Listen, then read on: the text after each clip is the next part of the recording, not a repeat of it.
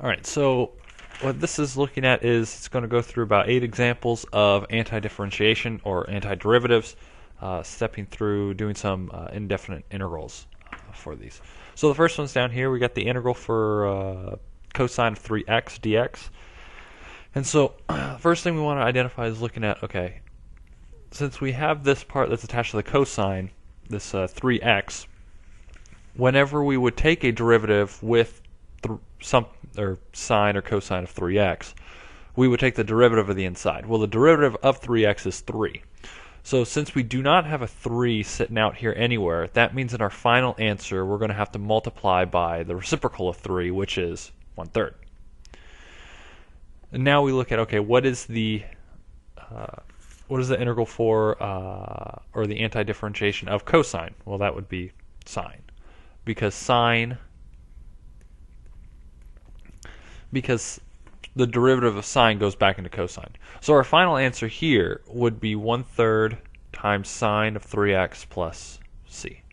And if we take the derivative of this function, we would get back to cosine of 3x. As you see, if you take the derivative here, it would be cosine. Derivative of the inside would be, right here, that would be cosine 3x. The derivative of 3x using the chain rule would get you 3.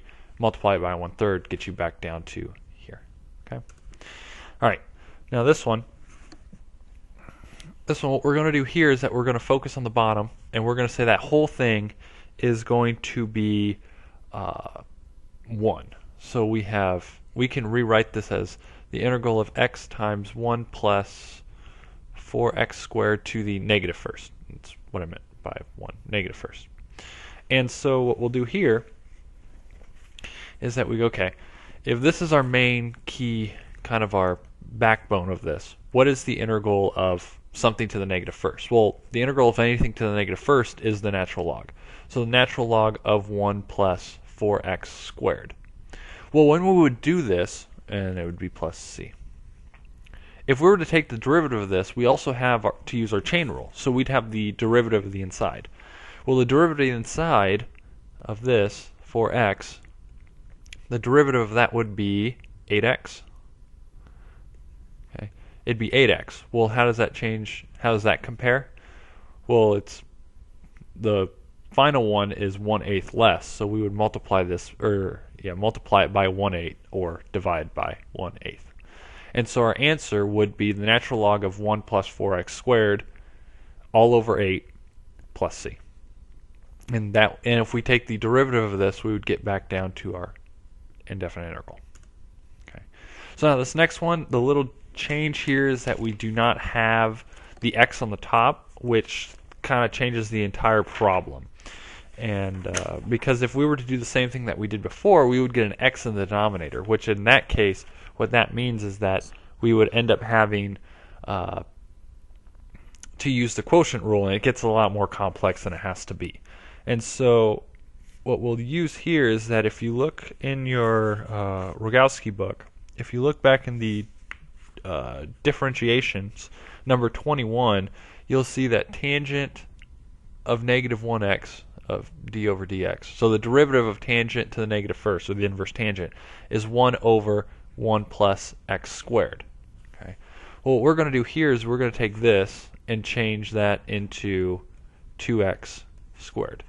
And we'll say that the x here is actually x squared.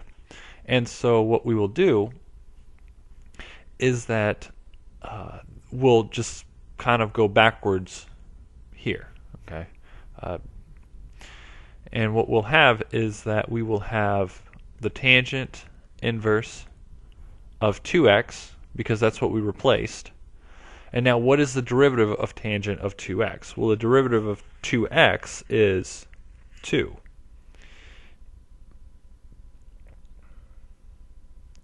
And so then we would multiply it by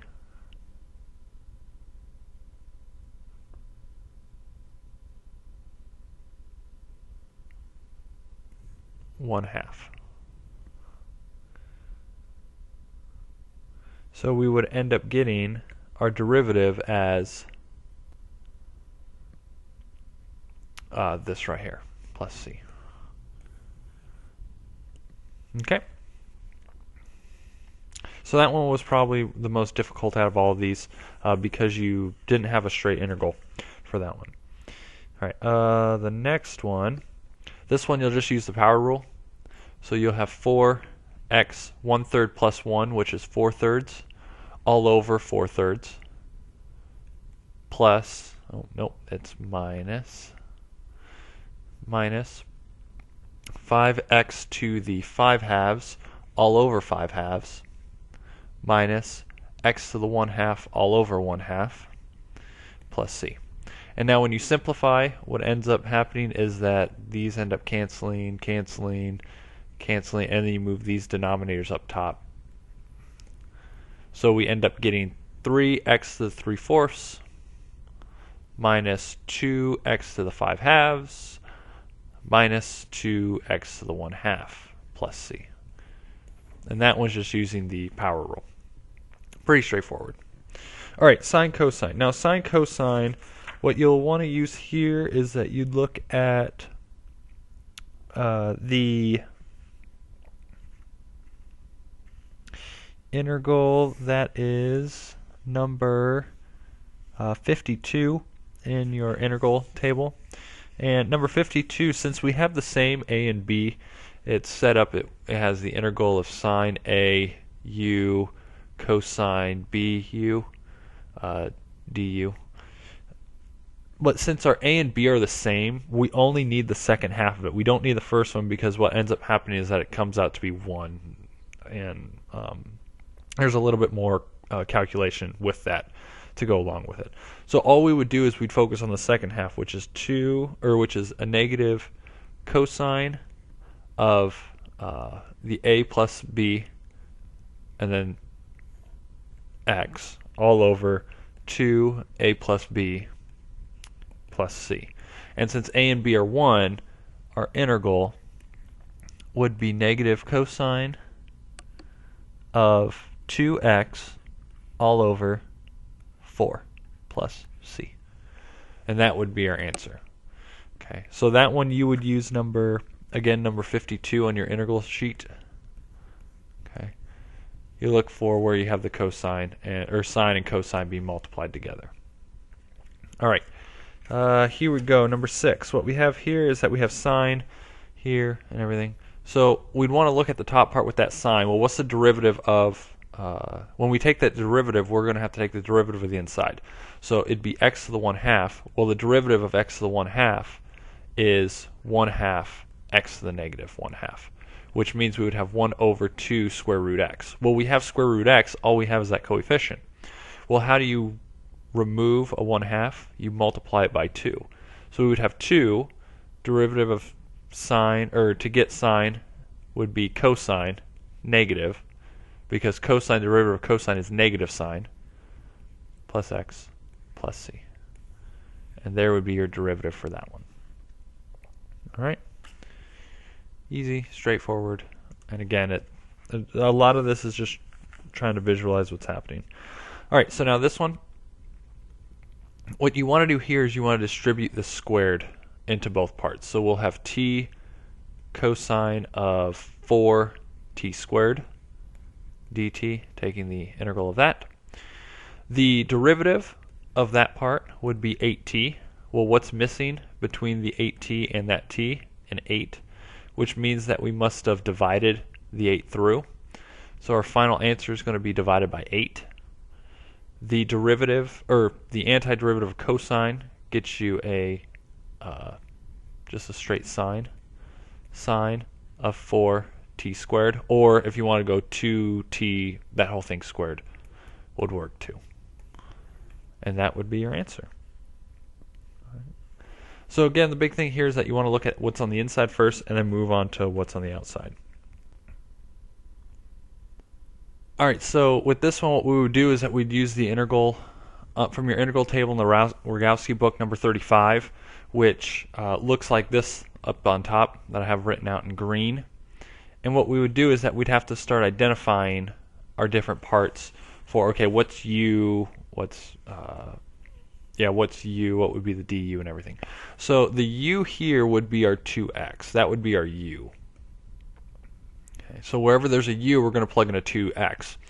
Now, what is the derivative of 2x? Well, that's 2. Since we don't have a 2 sitting out here, right, that means we're going to have to take this whole thing and multiply it by a 1/2, because that's going to get rid of that 2 that would end up coming in our answer. So now what we would do is that we would just start plugging everything in. So it'd be 1/2 times 1/2 times 2x plus 1/4 sine 2 times 2x. Close bracket plus c. Simplifying, multiplying everything through. These would cancel, leaving with just x over 1/2 plus, looks like it's going to be sine of 4x all over 8 plus c. And that would be your final answer for that one. So again, with these antiderivatives, what you kind of want to look at is working kind of a reverse of the chain rule. So you want to look at, okay, the inside, what's the derivative of what would be the u if you substitute? So in this case, that 2x, what would be the derivative of that? Because that was going to be multiplied on the outside. All right. Okay. So hopefully this was helpful.